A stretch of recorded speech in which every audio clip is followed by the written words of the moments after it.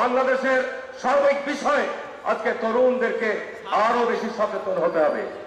আজকে বাংলাদেশকে নিয়ে যে গভীর চক্রান্ত হচ্ছে, এই চক্রান্তের ব্যাপারে তরুণদেরকে ঐক্যবদ্ধ হতে হবে, দাঁত ভাঙা জবাব দিতে হবে। বাংলাদেশের স্বাধীনতা সার্বভৌমত্বকে আমরা ভুলুণ্ঠিত হতে দেব না। বাংলাদেশের মানুষের গণতান্ত্রিক অধিকারকে আমরা কোনোভাবেই ভুলুণ্ঠিত হতে দেব না।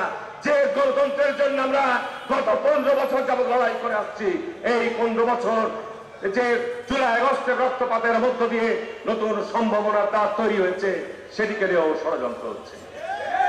বন্ধুরা আমার, আজকে পত্রিকায় দেখলাম গত 3 দিন যাবৎ ঢাকায় অবরুদ্ধ চলছে।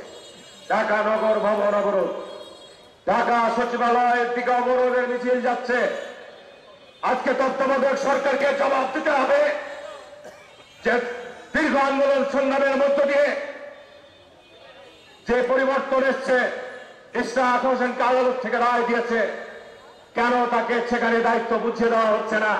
কেন যিনি আন্দোলন করতে হবে? কেন আজকে এই ষড়যন্ত্র হচ্ছে? এই আজকে সরকারকে জবাব দিতে হবে।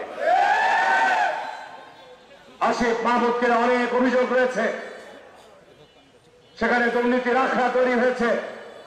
আর কয়েকদিন পর ঈদের ছুটি হবে। বন্ধুরা আমার, আজকে বাংলাদেশে এমন হচ্ছে অন্তর্বর্তীকালীন সরকার ছুটির উৎসবে মেতে উঠেছেন। একটা দেশে রাষ্ট্র কাঠামোতে একটা উৎসবকে কেন্দ্র করে 10 দিন 15 দিন ছুটি দিয়ে অফিস আদালত ব্যাংক বিমা আর্থিক প্রতিষ্ঠান বন্ধ থাকতে পারে না।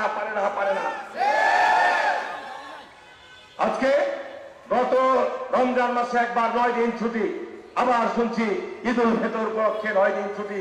বাংলাদেশের সকল আর্থিক প্রতিষ্ঠান, শিক্ষা প্রতিষ্ঠান, সমস্ত কিছু সরকারি ছুটিতে বন্ধ থাকবে। এটি তো অতীতে কখনো হয়নি। আজকে তত্ত্বাবধায়ক সরকারকে মানুষকে ঘুম পাড়িয়ে দিতে চাচ্ছেন, মানুষ যেসব ঘুমাবে এরকম পরিবেশ তৈরি করতে চাচ্ছেন। আজকে বাংলাদেশে এই পরিবেশ থেকে বাংলাদেশকে, তরুণ সমাজকে এগুলো নিয়ে ভাবতে হবে। আমার সর্বপ্রথম আহ্বান থাকবে তরুণ সমাজের প্রতি, আজকে আমাদের ছেলেরা মেয়েরা স্কুল কলেজ মুখী হতে হবে, অবিলম্বে তাদেরকে স্কুল কলেজে ফিরিয়ে নিয়ে যেতে হবে।